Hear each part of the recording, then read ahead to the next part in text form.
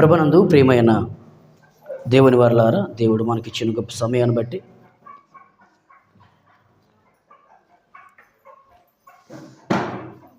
సుమారుగా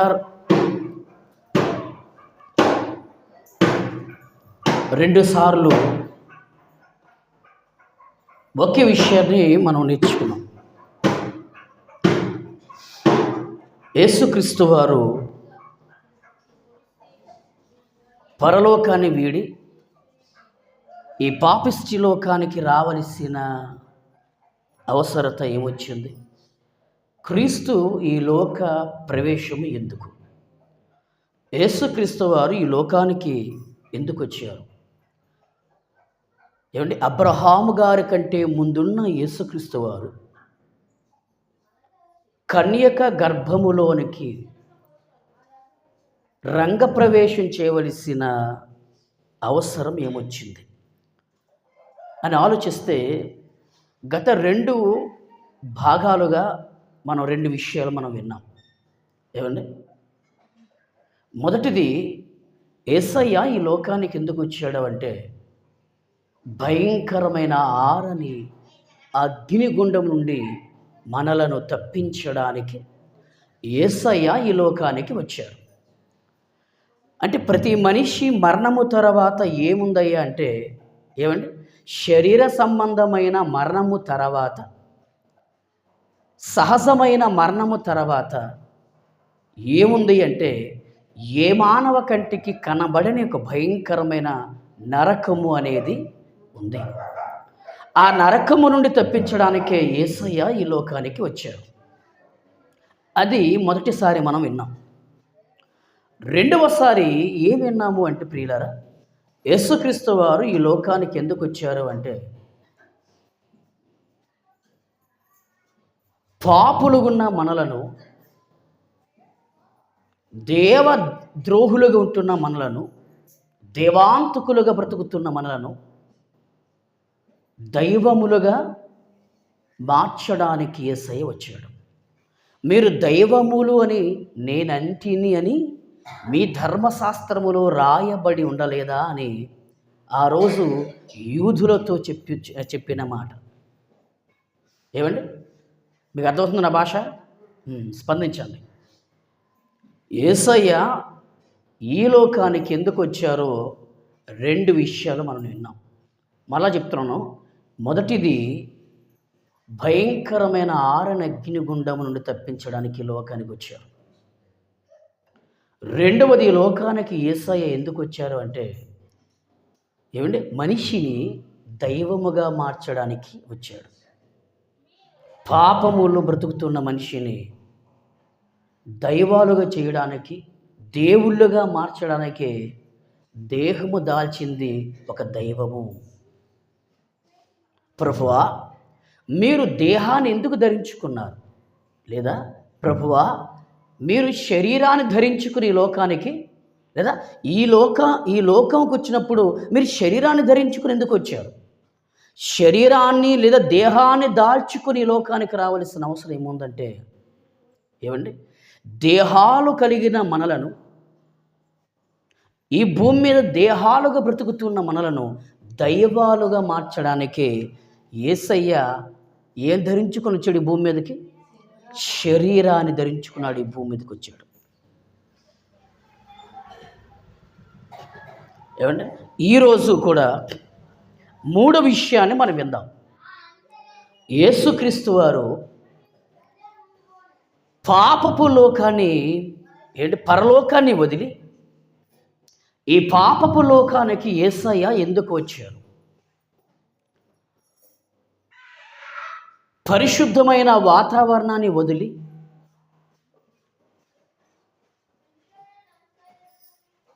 మంచి ఆధిక్యతను వదిలి, ఈ భయంకరమైన పాపులు బ్రతుకుతున్న ఈ పాపపు గుంపులోనికి ఎందుకు వచ్చాడు? ఒక పరిశుద్ధుడు, ఏమంటే అపవిత్రులు బ్రతుకుతున్న అపవిత్రమైన లోకానికి ఎందుకు వచ్చాడు? రావలసిన అవసరం ఏముంది అని ఆలోచిస్తే, ప్రియులారా, ఒక బంగారపు మాట యేసయ్య శిష్యులకు చెప్తున్నాడు. జాగ్రత్తగా విందాం. ఏమండి? యోహాను సువార్త 14వ అధ్యాయము వచనము 5 మనం చూద్దాం. యోహాను సువార్త 14వ అధ్యాయము వచనము 5. నేను చదువుతాను, చాలా జాగ్రత్తగా మీరు వినండి. అందుకు తోమా అని బైబిల్లో ఉంది. అందుకు తోమా. ఎవరయ్యా ఈ తోమా అని ఆలోచిస్తే, యేసుక్రీస్తు 12 మంది శిష్యులలో ఒక శిష్యుడి పేరే తోమా. ఇంగ్లీషులో థామస్ అంటారు, తెలుగులో తోమా, ఇంగ్లీషులో థామస్ అంటారు అన్నమాట. అర్థమవుతుంది నా భాష? అందుకు తోమా అంటున్నాడు. అందుకు తోమా అని ఆ పదం ఉంది అంటే ఎందుకు, అందుకు ఆ తోమా అని బైబిల్లో ఉంది. అందుకు అన్నప్పుడు మనకి ఒకటి అర్థం అవ్వాలి, ఎందుకు అనేది అర్థం అవ్వాలి. ఎందుకంటే వినండి, ప్రభు చెప్తున్నాడు, నేను వెళ్ళి మీకు స్థలము సిద్ధపరిచిన ఎడల నేనుండు స్థలములో మీరును ఉండులాగున మరలా వచ్చి, రెండవ రాకడ మరలా వచ్చి నా యొద్ద ఉండుటకు మిమ్మును తీసుకొని పోదును అనే మాటని 12 మంది శిష్యులకు చెప్పుతున్న మాట. అర్థమైంది కదా? అందుకే ఎప్పుడు నేను వెళ్ళుచున్న స్థలమునకు ఆ మార్గము మీకు తెలియనని చెప్పాను. అంటే ఈ మాటలు చెప్పిన తర్వాత అందుకు తోమా ప్రారంభించాడు. యేసు ప్రభు 12 మంది శిష్యులకి ఏం చెప్తున్నాడంటే, నేను మరణించిన తర్వాత పరలోకానికి వెళ్తాను, వెళ్ళి అక్కడ కూడా నేను పనే చేస్తాను.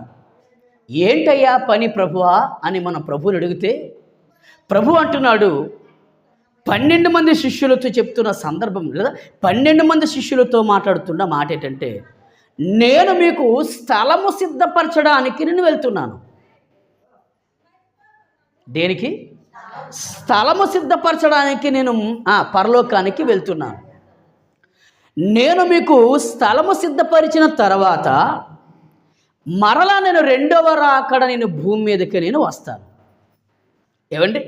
వచ్చిన తర్వాత పరలోకములో నేను ఉన్నాను కదా, నేను ఉండడమే కాదు, నన్ను నమ్ముకున్న ప్రతి ఒక్కరూ కూడా ఆ పరలోకములో ఉండాలి అని అక్కడ మీకు ఒక స్థలం అనేది నేను సిద్ధపరచడానికి వెళ్తున్నాను. ఆ స్థలము సిద్ధపరిచిన తర్వాత రెండవ రాకడ భూమి మీదకి వచ్చిన తర్వాత నేనుండో స్థలములో మీరు ఉండాలని, నేనున్న పరలోకములో మీరు ఉండాలని మిమ్మును తీసుకుపోవడానికి రెండవ రాకడ ఈ భూమి మీదకి మరలా వస్తాను అని చెప్పారు. మీకు అర్థమైంది ఇప్పుడు? అయితే ప్రభు అంటున్నాడు, అది ఆ మార్గం ఏంటో మీకు తెలుసు శిష్యులారా అని అన్నాడు. అందుకు తోమా అని ప్రారంభించాడన్నమాట. ఇప్పుడు అర్థమైందా? ఎందుకయ్యా అంటే, పరలోకములో స్థలము సిద్ధపరచడానికి ప్రభు వెళ్ళాడు. సిద్ధపరిచిన తర్వాత మళ్ళీ పరలోకము నుండి మళ్ళీ యేసుక్రీస్తు వారు రెండవ రాకడ భూమి మీదకి మళ్ళా వస్తారు. మూడోది ఏంటండి అంటే, ఆ మార్గం ఏంటో మీకు తెలుసు శిష్యులారా అని ఈ 3 పదాలు అక్కడ మాట్లాడడం జరిగింది. ఈ 3 పదాలు ఇలా ఈ 3 విషయాలు మాట్లాడిన తర్వాత 12 మంది శిష్యులలో ఏ శిష్యుడు మాట్లాడలేదు, కానీ తోమా మాత్రం అంటున్నాడు. జాగ్రత్తగా వినండి. తోమా అంటున్నాడు, ప్రభువా ఎక్కడికి వెళ్ళుచున్నావో, ప్రభువా ఎక్కడికి వెళ్ళుచున్నావో మాకు తెలియదు. నువ్వు ఎక్కడికి వెళ్ళిపోతున్నావో మాకు తెలియదే, ఆ మార్గం ఎలాగో తెలియనని ఆయనను అడగగా. అది మ్యాటర్. యేసు ప్రభుతో 3 సంవత్సరములు 6 నెలలు ఉన్నారు. యేసు ప్రభుతో 3 సంవత్సరములు 6 నెలలు ప్రభు అయిన యేసుక్రీస్తు వారితో సహవాసం చేశారు. 3 సంవత్సరములు 6 నెలలు దైవ జ్ఞానాన్ని నేర్చుకున్నారు. 3 సంవత్సరములు 6 నెలలు ఆత్మ జ్ఞానాన్ని నేర్చుకున్నారు. 3 సంవత్సరములు 6 నెలలలో దేవుని వాక్యాన్ని చక్కగా విన్నారు. ఏమండి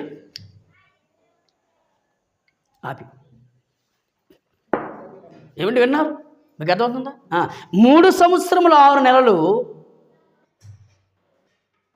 ప్రభు పనిలోనే వారు సహకారులుగా ఉన్నారు.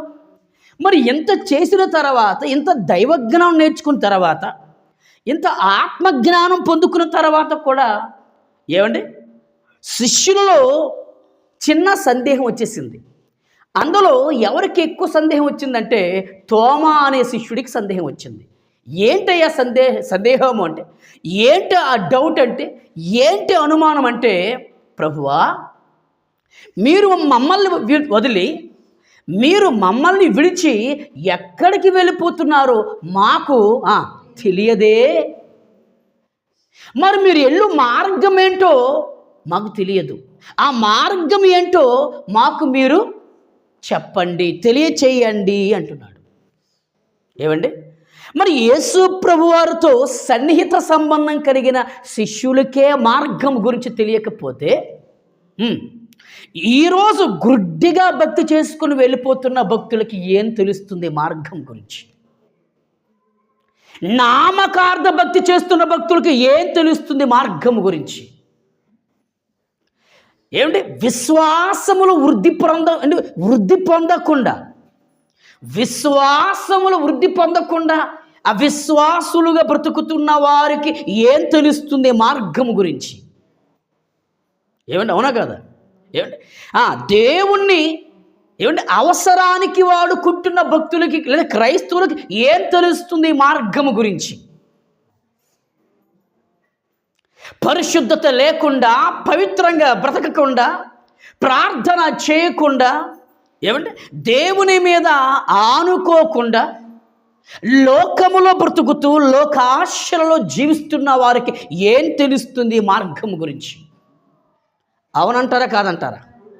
ఏమండి ఒక్క ఆదివారం మాత్రమే ఆరాధనకి వచ్చి మిగతా రోజులు వారి సొంత కార్యక్రమాల్లో, వారి సొంత పనులలో మునిగిపోతున్న వారికి ఏం తెలుస్తుంది మార్గము గురించి? చెప్పాలి మీరు. అవునంటారు కాదంటారా? ఏమండి ఈ లోకమే శాశ్వతం, మేము ధరించుకున్న ఈ దేహమే శాశ్వతం, మేము కట్టుకున్న ఈ బంగళాలు, ఈ నివాస స్థలాలు, ఈ మేడ మిద్దులు, మేము కనిన ఈ పిల్లలే మాకు శాశ్వతం అనుకుంటున్న క్రైస్తవ భక్తాగ్రస్తులకి ఏం తెలుస్తుంది మార్గం గురించి? ఏమండి ప్రార్థన ఎలా చేయాలో మర్చిపోతున్న క్రైస్తవులకి, పాటలు ఎలా పాడాలో మర్చిపోతున్న క్రైస్తవులకి, పరిశుద్ధాత్మ దేవునితో అన్యోన్య సహవాసానికి దూరం అయిపోతున్న క్రైస్తవులకి ఏం తెలుస్తుంది ఈ మార్గం గురించి? నేను చెప్పినవన్నీ కరెక్ట్గా చెప్పండి. కరెక్టే. ఏమంటే దేవుడు ప్రేమించి మనకి ఆరోగ్యం ఇచ్చారు, దేవుడు ప్రేమించి మనకి ఆయుష్నిచ్చారు, దేవుడు ప్రేమించి ఒక మంచి అవకాశాన్ని ఇచ్చారు, ఆ ధన్యతనిచ్చారు. ఆ ధన్యతను కాపాడుకోకుండా మన ఇష్టానుసారంగా మనం ప్రవర్తిస్తూ ఉంటున్నామంటే ఏం తెలుస్తుంది మార్గం గురించి? ఏమండి క్రీస్తు కల్లువరి సిలువలో ఆకాశానికి భూమికి మధ్య వేలాడదీయబడి శిరస్సు నుండి సిరి పాదము వరకు తన రుధిర ధారలు చిందించి ప్రాణమిచ్చి పరలోకానికి చేరిపోయిన ఆ క్రీస్తును నమ్ముకున్న మనం, ఆ క్రీస్తు ద్వారా మనకి ఉచితమైన రక్షణ పొందుకున్నాం. కానీ ఆ రక్షణను నిర్లక్ష్యం చేస్తున్న క్రైస్తవులకి ఏం తెలుస్తుంది చెప్పండి మార్గం గురించి? బాప్తిజం తీసుకున్నాం, ఎప్పుడో బాప్తిజం తీసుకున్నాం. ఎందుకు తీసుకున్నామో తెలియదు క్రైస్తవులకి, ఎలా తీసుకోవాలో తెలియదు క్రైస్తవులకి, తీసుకుంటే ప్రయోజనం ఏంటో తెలియదు క్రైస్తవులకు, తీసుకోకపోతే నష్టం ఏంటో తెలియదు క్రైస్తవులకు. మార్గం గురించి ఏం తెలుస్తుంది చెప్పండి? అవునంటారా కాదంటారా? ఏమంటే దేవుని మనస్సును ఎలా గెలుచుకోవాలో, దేవుని మనస్సును ఎలా ఆకర్షించుకోవాలో, పరలోక రాజ్యాన్ని, ఆ నిత్య జీవాన్ని ఎలా స్వతంత్రించుకోవాలో తెలియని క్రైస్తవులకు ఏం తెలుస్తుంది? చెప్పాలి. దేని గురించి? మార్గమును గురించి మనసు పెట్టండి. వాక్యం పట్ల మనసు పెట్టకుండా ఏదో ఆలోచనతో ఉంటే మాత్రం దైవ జ్ఞానం మీ హృదయంలోనికి వెళ్ళదు. నేను చాలా సీరియస్ చెప్తున్నాను, చాలా సీరియస్గా. చాలా సీరియస్గా జాగ్రత్త వినండి. దేవుడు ప్రేమించి మనకు సమయాన్ని ఇస్తే ఆ సమయాన్ని కూడా దొంగలించే క్రైస్తవులు ఉంటున్న వారికి ఏం తెలుస్తుంది? మార్గం గురించి. అందుకే తోమా అంటున్నాడు, అందుకు తోమా అందుకు తోమా, ప్రభువా ఎక్కడికి వెళ్ళుచున్నావో మాకు తెలియదు. ఎక్కడికి వెళ్ళిపోతున్నావు మాకు తెలియదు. ఆ మార్గం ఎలా ఉంటుందో మీరే మాకు చెప్పండి. ఆ మార్గం ఎలా తెలియను? మరి మీరు వెళ్ళిపోతున్నారు అంటున్నారే, మీరు ఎక్కడికి వెళ్ళిపోతారంటున్నారే, మరి మీరు వెళ్ళిపోతే ఏదో మార్గం అంటున్నారే, ఆ మార్గం ఏంటో, ఆ దారి ఏంటో, ఆ త్రోవ ఏంటో, ఆ బాట ఏంటో మాకు తెలియదయ్యా అని తోమ నా ప్రభుతో అడుగుతున్నాడండి. ప్రియులారా, ఈరోజు కూడా ఈరోజు కూడా మనకి కూడా మార్గం ఏంటో తెలియదు. తెలిసినట్టుగా నటిస్తాడు క్రైస్తవుడు, అంతే. తెలియదు. నిన్ను వలని పొరుగువారిని ప్రేమించని సూత్రమే తెలియని వారికి మార్గం గురించి ఎలా తెలుస్తుంది? నీ శత్రువును ప్రేమించు అనే వాక్య సత్యమే తెలియని క్రైస్తవులకి మార్గం గురించి ఏం తెలుస్తుంది? నిన్ను నీవు తగ్గించుకో, దేవుణ్ణి హెచ్చించు. కానీ తగ్గించుకోలేని వారికి ఏం తెలుస్తుంది? చెప్పాలి, మార్గం గురించి. దేవుడంటే భయము లేని వారికి, దేవుడంటే భక్తి లేని వారికి ఏం తెలుస్తుంది మార్గం గురించి? కుటుంబంలో ఉన్న భర్తను గౌరవించడం రాదు, కుటుంబంలో ఉన్న భార్యను ప్రేమించడం రాదు, కుటుంబంలో ఉన్న భర్తకు లోపడ్డం రాదు. ఏం తెలుస్తుంది ఈ భార్యకు? చెప్పండి, మార్గం గురించి. సరి అయిన పరిపాలన రాదు. కుటుంబాన్ని ఎలా లీడ్ చేయాలో, ఎలా నడిపించాలో తెలియని భర్తలకు ఏం తెలుస్తుంది? మార్గం గురించి. అవునా? చెప్పనా? మా తల్లి గర్భములో మేము పుట్టాము, పెరిగాము, పెద్దవారం అయ్యాము, ప్రయోజకులుగా అయ్యాము, ప్రభు అయిన క్రీస్తును నమ్ముకున్నాము, అనుకుంటూ గుడ్డెద్దు చేనులో పడిపోయినట్టుగా యవ్వనస్తుల వారి యొక్క భక్తి జీవితం, సరి అయిన భక్తి చేయడం చేతకాక రాక గుడ్డెద్దు చేనులో పడినట్టుకి వెళ్ళి లోకంలో పడిపోతున్న యవ్వనస్తులకి ఏం తెలుస్తుంది? చెప్పండి. దేని గురించి? చెప్పండి గట్టిగా. దేని గురించి? మార్గమును గురించి. ఈరోజు ఇంత సత్యవాక్యములు ఎదుగుతున్నాం మనం, దైవజ్ఞానాన్ని పఠిస్తున్నాం మనం, ఆత్మజ్ఞానం కలిగిన భక్తులు ఉంటున్నా మనకేం తెలుస్తా మార్గం గురించి అంటే ఏమీ తెలియదు. ఇప్పుడు దేవుడు మనతో మాట్లాడిన తర్వాత ఇది మాకు తెలుసయ్యా అంటాం మనం.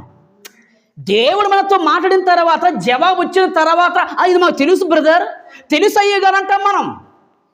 అలా తెలిస్తే దేవుని కోసం ప్రాణాలైనా ఇవ్వడానికి రెడీగా ఉంటాడు క్రైస్తవుడు.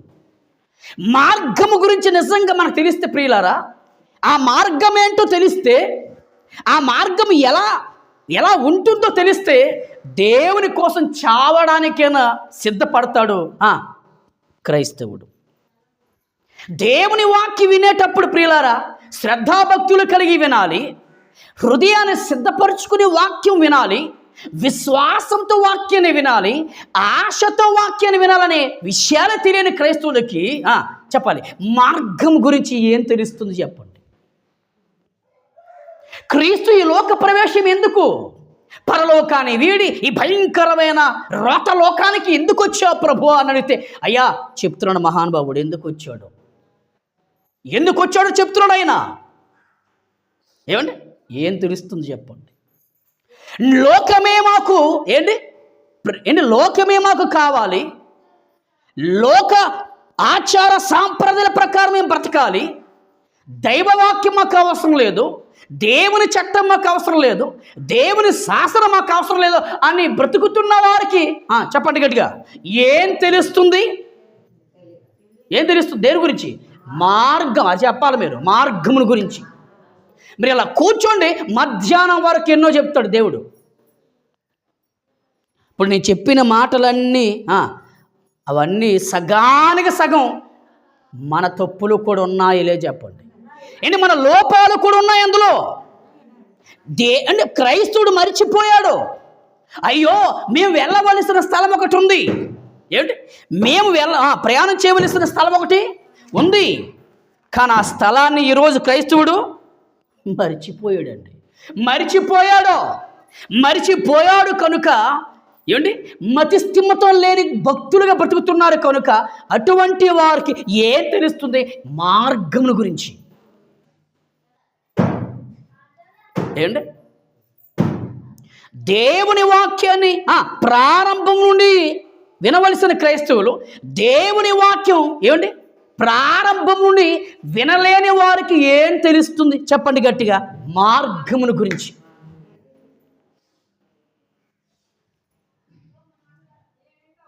మనం ఏమనుకుంటున్నామంటే ఈ దేహమే శాశ్వతం, లోకమే శాశ్వతం, ఏమండి బంధువులే శాశ్వతం, మన గర్భమును పుట్టిన పిల్లలే శాశ్వతం, మేము సంపాదించిన ఆస్తులే శాశ్వతం. ఏంటి, మాకు ఇక్కడ స్థలం ఒకటి ఉంది, 10 ఎకరాలు ఉంది, 50 ఎకరాలు ఉన్నాయి, ఎన్నో గజాలు స్థలాలు మాకు ఉన్నాయి, అవే శాశ్వతం అనుకుంటూ భక్తి చేస్తున్న వారికి చెప్పాలి గట్టిగా ఏం తెలుస్తుంది? మార్గమును గురించి. నా బైబిల్ చెప్తుంది ప్రియులారా, హెబ్రీలు రాసిన పత్రికలో 13వ అధ్యాయము వచనం 14 జాగ్రత్తగా చదువుతాను. హెబ్రీలు రాసిన పత్రిక 13వ అధ్యాయము వచనం 14. అక్కడ ఏముందంటే ప్రియులారా, పౌలు గారు హెబ్రీయులకు రాస్తున్నాడు. హెబ్రీయులకు పౌలు చెప్తున్నాడు. ఒక రచయిత భక్తులకు చెప్తున్నాడు. ఒక రచయిత దేవుని పిల్లలతో మాట్లాడుతున్న మాట. ఏమని చెప్తున్నాడు పౌలు గారు? ఏమని చెప్తున్నాడు దైవ సేవకులు అంటే ప్రియులారా, నిలవరమైన పట్టణము మనకిక్కడ లేదు. ఏముంది బైబిల్? ఏమంటుంది బైబిల్? ఏమంటుంది బైబిల్? నిలవరమైన పట్టణము మనకిక్కడ లేదు. లేదయ్యా.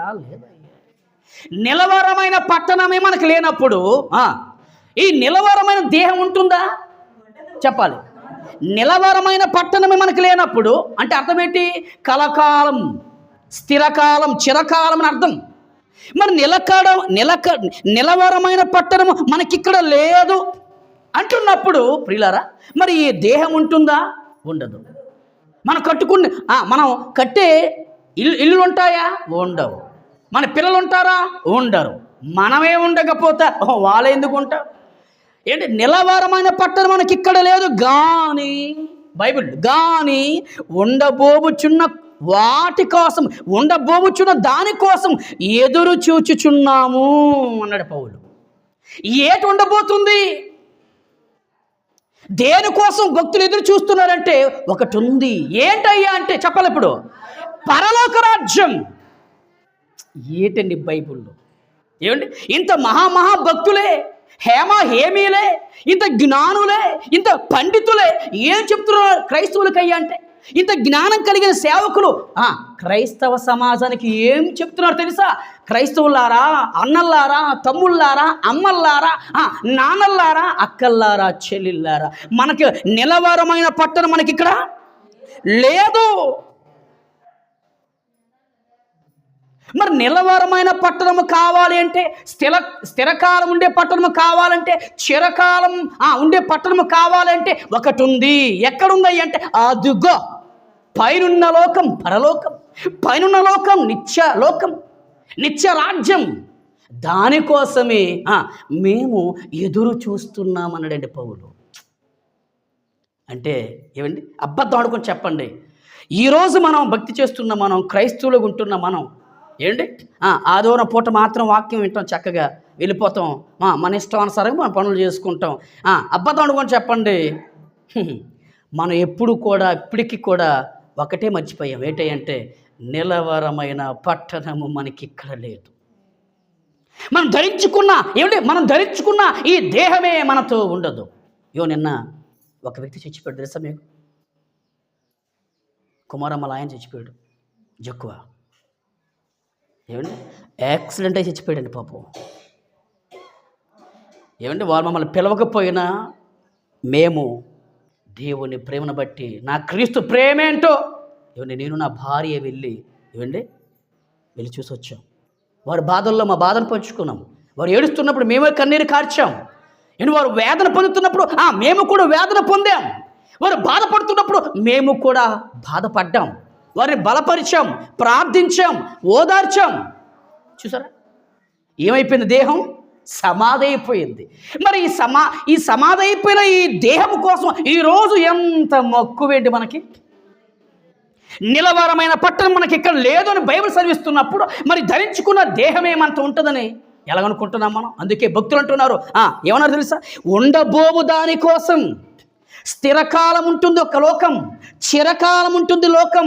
కొన్ని కోట్ల సంవత్సరాలు స్థిరమైన లోకం ఉంది. అదే చెప్పండి ఇప్పుడు ఏంటిది? పరలోకం. ఆ పరలోకం కోసమే మేము అక్కడికి వెళ్ళిపోవాలి. ఈ లోకం మాకు వద్దురా బాబు అని పౌలు అంటున్నాడండి. హెబ్రీయులతో పౌలు ఎంత చక్కగా మాట్లాడుతున్నాడండి. ఈరోజు నాతో దేవుడి మీతో మాట్లాడుతున్నాడు, నాతో. అయితే ఇప్పుడు ఏంటి మార్గం? ఏంటి తెలుసా? మనకే తెలియదు. క్రీస్తు తెలుసు, ఆయన ప్రేమ తెలుసు, కలువరి శిలువలో ఆయన మరణం తెలుసు, ఆయన కార్చిన రక్తధారలు తెలుసు, ఆయన చావు తెలుసు, ఆయన సమాధి తెలుసు, ఆయన పునరుద్ధానమైన విషయం తెలుసు. అంతే, అయిపోయింది భక్తి. అదే అన్నాడు తోమయ్య, ప్రభువా ఆ మార్గం ఏంటో మాకు తెలియచేవా? ఆ మార్గం ఎలా ఉంటుంది మాకు తెలియదయ్యా, మీరే మాకు చెప్పవా అంటున్నాడు. ఎవరు? తోమా. శిష్యులందరూ కూడా సైలెంట్ అయిపోయారు. శిష్యులందరూ కూడా కామ్ అయిపోయారు, నిశ్శబ్దం పాటించారు. యేసు ప్రభు వారు ఇలా ఇన్ని విషయాలు చెప్తున్నప్పుడు కామ్ అయిపోయింది ఆ రోజు శిష్యుల బృందం. అవునా, నా ప్రభు వెళ్ళిపోతారా? ప్రభు మీరు వెళ్ళిపోతారా? ఎక్కడికి వెళ్ళిపోతారయ్యా? మీరు వెళ్ళిపోతే మా భక్తి ఏంటి? మీరు వెళ్ళిపోతే మా బ్రతుకేంటి? మీరు వెళ్ళిపోతే మా జీవిత విధానం ఏంటి? మీరు వెళ్ళిపోతే మా సేవ ఎలాగా? మీరు వెళ్ళిపోతే మేము తప్పు చేస్తున్నప్పుడు మమ్మల్ని ఖండించేవారు ఎవరు ఉంటారు చెప్పండి? మీరు వెళ్ళిపోతే మమ్మల్ని గద్దించేవారు ఎవరు ఉంటారు చెప్పండి? అంతే కదండి. ఈరోజు ఖండించేవారంట, గద్దించేవారన్న చాలామందికి పడదు. దేవుడు కూడా ఈరోజు గద్దిస్తున్నాడంటే అర్థం తెలుసా? మనమంటే ఆయనకి ప్రేమ కనుక గద్దిస్తాడు. దేవుడు గద్దించే మనుషుడు ధన్యుడు అని బైబిల్ సెలవిచ్చింది. అంటే దేవుడు మనల్ని గద్దించాలి, ఎందుకంటే మనలో లోపాలు ఉంటాయి. మన భక్తి జీవితంలో పొరపాట్లు ఉంటాయండి. లోపాలు లేని మనిషి, పొరపాటులు లేని మనిషి విశ్వ ప్రపంచంలో ఎవరూ ఉండరు. నాలో లోపాలు ఉన్నాయి, మీలో లోపాలు ఉంటాయి. ఆ లోపాలను సరిచేసుకుని సరి అయిన మంచి భక్తి చేసిన వారే మంచి క్రైస్తవుడు. ఆలోచించండి. అయ్యా నువ్వెక్కడికి వెళ్ళిపోతావు ప్రభా? తోమ మనసులో ఉన్న వేదన మమ్మల్ని వదిలి మీరు ఎక్కడికి వెళ్ళిపోతారయ్యా? తోమ హృదయంలో ఆ గుండె కొట్టుకుంటుంది, ఆ గుండె క్షోభిలుతుంది. తోమ గుండె ఆ మాటలో ఉన్న ఆంతర్యం చూడండి. మీరు వెళ్ళిపోతారు. ఉదాహరణ అమ్మా, మరి ఈ రోజు నుండి మీకు వాక్యం ఉండదు, ఇక్కడ నేను ఇంకా సేవ చేయను, ఈ చర్చి తలుపులు మూయబడతాయి, సెలవు అని అనుకోండి. అబద్ధం అనుకోండి చెప్పండి. ఇక్కడ ఉన్న వారిలో ఒక్కరైనా గుండె పగిలి ఏడుస్తారండి. అమ్మ బాబోయ్, మా స్థానిక సేవకులు వెళ్ళిపోతారా? అమ్మో, వెళ్ళిపోతే మాకు వాక్యం చెప్పేది ఎవరు? ఆయన వెళ్ళిపోతే మా కోసం ప్రార్థించేది ఎవరు? ఆయన వెళ్ళిపోతే మా ఆత్మీయ భక్తి జీవితం బాగోగులు చూసేది ఎవరు? మా క్షేమాన్ని కోరేది ఎవరు? మీ బాగుండాలని ప్రార్థించేది ఎవరు? వెళ్ళిపోతావా? అయ్యో వద్దయ్యా, అబద్ధం అనుకొని చెప్పండి అనరా? అంటారండి. ఏంటి కుటుంబాన్ని పరిపాలించే యజమాని కూడా, ఏమంటే కుటుంబాన్ని పరిపాలించే యజమాని కూడా, అమ్మా నేను వెళ్ళిపోతున్నాను, పిల్లల జాగ్రత్త అన్నప్పుడు ఆ భార్య ఎంత కుమిలిపోద్దండి. అయ్యా యజమాని, నా భర్తవు నీవు, నేను మనసారా మిమ్మల్ని ప్రేమించాను, నా తల్లి వద్దన్నా, నా తండ్రి వద్దన్నా, ఏమండి నా కుటుంబ సభ్యులు వద్దన్నా, నా అన్నదమ్ములు వద్దన్నా, నేను గాఢంగా ప్రేమించాను వారి కోసం, నీ కోసం వారినే వదిలేసానే, ఇప్పుడు మమ్మల్ని వదిలి నీవు వెళ్ళిపోతావా? ఎక్కడికి వెళ్ళిపోతావయ్యా? ఒక భార్య ఆవేదన చూడండి. ఎలా ఎన్నో ఉన్నాయి, ఎన్నో చెప్తాను మీకు, ఏమండి. కానీ మనకు వాక్యం కావాలి కదా. యేసయ్య ఈ లోకానికి ఎందుకు కూర్చోడు తెలియాలి కదా మనకి. అదే దాని గురించి ఎంత అంటే ఆ ఒక్క సమాధానం తెలియాలంటే ఎన్ని విషయాలు మనకు తెలియాలి. తోమా లాంటి వాడికి ఏం తెలియదు? మార్గం గురించి తెలియదు. ఏమండి 11 మంది మిగతా 11 మంది శిష్యులు కూడా స్టన్ అయిపోయారు, ఆశ్చర్యరిక్తులైపోయారు. నిజమండి, ఈరోజు మనకి కూడా తెలియదు. యేసయ్య వచ్చింది అందుకే, మార్గమును గురించి చెప్పడానికే, మార్గం ఏంటో తెలియచేయడానికే, మార్గము ఎవరో చెప్పడానికి. మీరు పరలోకానికి వెళ్ళాలంటే మీరు ఏ దారిలో వెళ్తే పరలోకపు ఊరికి వెళ్తారు. మీరు పరలోకానికి వెళ్ళాలంటే మీరు ఏ ట్రైన్ ఎక్కితే పరలోకానికి వెళ్తారు. మీరు పరలోకానికి వెళ్ళాలంటే ఏంటి ఓలా బస్ ఎక్కితే పరలోకానికి వెళ్తారు. మీరు పరలోకానికి వెళ్ళాలంటే ఏం చెయ్యాలి? ఏమండి సూపర్ అండి. అప్పుడు ప్రభువు ప్రారంభించాడు తోమా అడిగిన ప్రశ్నకి, తోమాకున్న సందేహం తీర్చడానికి నా ప్రభు నోరిప్పి చెప్తున్నాడండి. ఏముంది తెలుసా? యోహాను సువార్త 14వ అధ్యాయము వచనము 6. ఏమండి వచనము 6. యేసు ఎవరండి? గట్టి చెప్పండి, ఎవరండి? యేసు అంటున్నాడు, నేనే మార్గమును,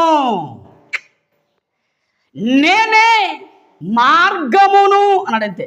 ఏమండి మీరు నమ్మండి నమ్మకపోండి, తోమాకి బుర్ర గర్ర తిరిగిసిందండి. అవునా, పరలోకానికి మార్గము మీర ప్రభువా?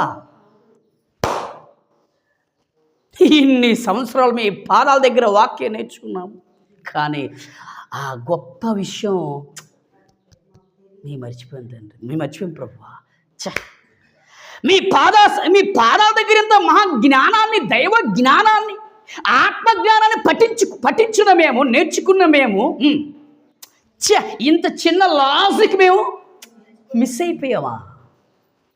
అయితే పరలోకానికి మార్గదర్శకులు మీరా?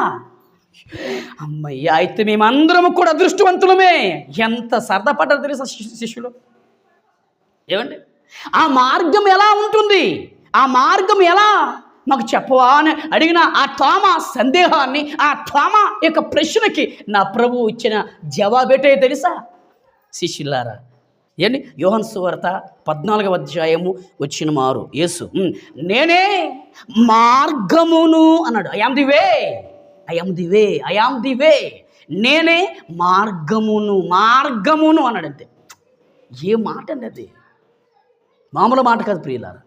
ఆ మాట చెప్పాలి అంటే ఏమండి ఆ దైవం ఎంత గొప్ప దైవం కలిగి ఉండాలి చెప్పండి. ఆ మాట చెప్పాలి అంటే ఆ దైవం అంటే క్రీస్తు అనే దైవం ఎంత గొప్ప దైవ లక్షణం కలిగి ఉండాలి చెప్పండి. ఏమండి నేనే మార్గము అన్నాడంటే నేనే అన్నాడు. అంతే. నేను అనేది అర్థం వేరు, నేనే అనేది వేరు. మీకు అర్థమవుతుందా అమ్మా? నేను కూడా మీరు చేస్తున్న ఈ క్రిస్మస్ ఈ పండుగలో నేను కూడా నా పాలు పంపులు పొందుకుంటున్నాను అనేది వేరు. ఈ క్రిస్మస్ పండుగ నేనే చేశాను అనేది వేరు. అంటే నేను అంటే మీ అందరిలో నేను కూడా ఒక భాగస్థుడని అర్థం. నేనే అంటే అర్థం ఏంటి? మీరు ఎవరు చేయలేదు, నేను ఒక్కడనే చేశాను, నా వలనే జరిగిందని అర్థం. నా ప్రభు కూడా ఏమంటే నా ప్రభు కూడా నేనే మార్గమును అన్నాడు. నేనే మార్గమునయ్యా, నేనే మార్గమును. తర్వాత సత్యమును నేనే. సత్యమును నేనే, సత్యమును నేనే అంటే అర్థం ఏంటి? వాక్యమును నేనేనయ్యా. బాగుంది కదండి. నేనే మార్గమును, సత్యమును, మూడోది జీవమును. మళ్ళీ నేనే మార్గమును, సత్యమును, జీవమును. ఇప్పుడు చూడండి, నా ద్వారానే తప్ప, ఏమిటి? నా ద్వారానే తప్ప ఎవడును తండ్రి యొద్దకు రాడు. ఏంటండి ఈ కమిట్మెంట్? ఏంటి ఈ మాట చెప్పారంటే నిజంగా గట్స్ ఉండాలి. అంటే అర్థం తెలుసా? ఒక గొప్ప ధైర్యం ఉండాలి. క్రీస్తుకున్న ధైర్యం నిజమేనండి. ఈ సంఘానికి సేవకుణ్ణి నేనే అని చెప్పాలంటే అర్థమేంటి? నేను పరిపూర్ణమైన సేవ మీకు అందించాలి. నేను పరిపూర్ణమైన వాక్య జ్ఞానాన్ని మీకు పంచాలి. మిమ్మల్ని మంచి క్రమశిక్షణలో నడిపించాలి. ఏమండి? మీకు ఆత్మ జ్ఞానాన్ని, దైవ జ్ఞానాన్ని మీకు నేర్పించాలి. మిమ్మల్ని క్రీస్తుని మార్గములు, వాక్య సంబంధమైన సరళత కలిగిన మార్గములు నేను మిమ్మల్ని నడిపించాలి. అప్పుడే నేనేమనగలను తెలుసా? నేనేమనగలను? నేనే ఈ సంఘానికి నాయకుడిని అనగలను. ఇవేవే చేయకుండా నేనే ఈ సంఘానికి యజమానిని, నేనే ఈ సంఘానికి సేవకునంటే మాత్రం ఏమండి మీ దగ్గర అయిపోద్దేమో కానీ, లేదా మీ దగ్గర ఓకే అయిపోద్దేమో కానీ దేవుడి దగ్గర మాత్రం నా మాట చాలదండి. మీరు ఆలోచించండి. ప్రభువా ఈ లోకానికి ఎందుకు వచ్చావు అంటే నా ప్రభు చెప్పాడు, నేనే మార్గము రా, మీకు సత్యము నేనే, వాక్యము నేనే వాక్యం, మీకు మార్గము నేనే, సత్యము నేనే, జీవమును నేనే. నా ద్వారానే తప్ప ఎవడును ఏమండి ఎవడును తండ్రి యొద్దకు వెళ్ళలేడు, రాడు, చేరలేడు నిత్య జీవానికి. అంటే నిత్య జీవానికి వెళ్ళాలి అంటే, నిత్య లోకానికి మనం వెళ్ళాలి అంటే, పరలోకానికి మనం వెళ్ళిపోవాలంటే, తండ్రి ఇంటికి మనం వెళ్ళిపోవాలంటే, మన ఇంటికి మనం వెళ్ళిపోవాలంటే చెప్పండి ఇప్పుడు ఎవరయ్యా మనకి దిక్కు అంటే మన ప్రభువే. ఆ పరలోకానికి ఆ దారి, పరలోకానికి ఆ వే, ఆ పరలోకానికి ఏమండి ఆ త్రోవ ఎవరయ్యా? ప్రపంచములు అంటే ప్రపంచంలో ఎవరు లేరు, కానీ ప్రపంచాన్ని కలిగించిన క్రీస్తు మాత్రమే పరలోకానికి దారి. ఏమండి ఈ యేసుక్రీస్తు వారి లోకానికి ఎందుకు వచ్చే ప్రభు అంటే పరలోకానికి మార్గం ఎవరో చెప్పడానికి ఈ లోకానికి వచ్చాడు మన ప్రభు. ఏమండి అయిపోయింది వాక్యం. ఎందుకు వచ్చా ప్రభు అంటే లోకములో బ్రతుకుతున్న మనుషులకి మార్గం తెలియదు కదా పాపం. పాపములో బ్రతుకుతున్న మనిషికి పరలోకపు మార్గం తెలియదు కదా. ఏమండి అపవాదిగాడు చెప్పినట్టుగానే చలామణి అవుతున్న వారికి పరలోకపు మార్గం అడ్రస్ తెలియదు కనుక ఆ అడ్రస్ ఏంటో, ఏమండి ఆ దారి ఏంటో, ఆ పరలోకపు త్రోవ ఏంటో తెలియచేయడానికి, చెప్పడానికి, నిరూపించడానికి ఆ పరలోకాన్ని వీడి పాపిష్టి లోకానికి నేను వచ్చాను, చెప్పాను. నేను పరలోకానికి వెళ్ళిపోయాను, మళ్ళా రెండవ రాకడ మళ్ళా యేసయ్య ఈ భూమి మీదకి వస్తానని చెప్పేశాడు. ఎందుకు నన్ను అక్కడికి తీసుకువెళ్ళడానికి. వెళ్ళిపోదామండి మరి మనం వెళ్ళాలి. మనం ఎందుకు వెళ్ళాలంటే ఇందుకు చదివించాను కదా, నిలవరమైన పట్టణం మనకిక్కడ, వెరీ గుడ్. మళ్ళీ నిలవరమైన పట్టణం మనకి ఇక్కడ లేదండి. అంటే అర్థం ఏంటి? స్థిరకాలం ఈ భూమి మీద ఉండిపోవాలంటే ఉండలేము. ఎందుకంటే మరణము చూడకుండా బ్రతుకు నరుడు ఎవడు? ఏలయనగా మరణం అందరికీ వచ్చును. చివరికి ఏంటి క్రీస్తుకి వచ్చింది మరణం, ఆఫ్టర్ మనం ఎంత అండి. అందుకే ప్రియులారా ఎందుకు వచ్చాడు యేసుక్రీస్తు లోకానికంటే ఈ రోజుతో 3 విషయాలు మీకు దేవుడు నేర్పించాడు. అంతేనా? ఒకటే ఏం నేర్పించాడు దేవుడు? ఒకటే భయంకరమైన ఆరని అగ్నిగుండమును తప్పించడానికి నా యేసయ్య లోకానికి వచ్చాడు. 2 మనిషిని దైవముగా మార్చడానికి వచ్చాడు నా ప్రభు. 3వది పరలోకానికి మార్గం ఏంటో, పరలోకపు అడ్రస్ ఏంటో, పరలోకం వెళ్ళాలంటే ఆ త్రోవ ఏంటో, త్రోవ ఎవరో తెలియచేయడానికి ఈ లోకానికి వచ్చేసాడండి మహానుభావుడు. లేకపోతే అడ్రస్ తెలియకపోతే నువ్వు ఎలాగెళ్తా క్యాంపు? ఏమంటే త్రోవ తెలియకుండా, దారి తెలియకుండా, అడ్రస్ తెలియకుండా నీవు చేరవలసిన గమ్యానికి నీవు చేరలేవు. గమ్యానికి చేరాలి అంటే ఆ త్రోవను, ఆ అడ్రస్ తెలిసిన వారు నీతో ఉండాలి, లేదా నువ్వేనా వారితో ఉండాలి. అలా ఉంటేనే మన గమ్యానికి మనం చేరగలం. మరి ఇప్పుడు మన పరలోకపు గమ్యానికి మనం చేరాలి అంటే, పరలోకపు ఆ ఇంటికి మనం చేరాలి అంటే, ఆ పరలోకాన్ని నడిపించే అడ్రస్ తెలియచేసి ఆ త్రోవ ఏంటో ఆ త్రోవలు నడిపించే దాత మనకు తెలియాలి. ప్రపంచ మోక్ష ప్రదాత ఎవరయ్యా అంటే చెప్పండి, మన ప్రభువు యేసుక్రీస్తు. ఏమండి ఆ పరలోకము అడ్రస్ చెప్పడానికి, వినండి, పరలోకపు అడ్రస్, ఆ పరలోకపు త్రోవ, ఆ పరలోకపు దారి, ఆ పరలోకాన్ని వెళ్ళడానికి ఆ సూత్రం ఏంటో చెప్పడానికి మన ప్రభువు అయిన యేసుక్రీస్తు వారు ఈ పాపిష్టి లోకానికి పాపులమైన మన దగ్గరికి వచ్చేసాడండి మన ప్రభు. ఏమండి ఇవే విషయాలు మనం ఎవరికి చెప్పాలంటే క్రైస్తవులకి చెప్పాలి, క్రైస్తవులు కాని వారికి కూడా మనం తెలియచేయాలి. ఓకేనండి, ప్రార్థన చేసుకుందాం.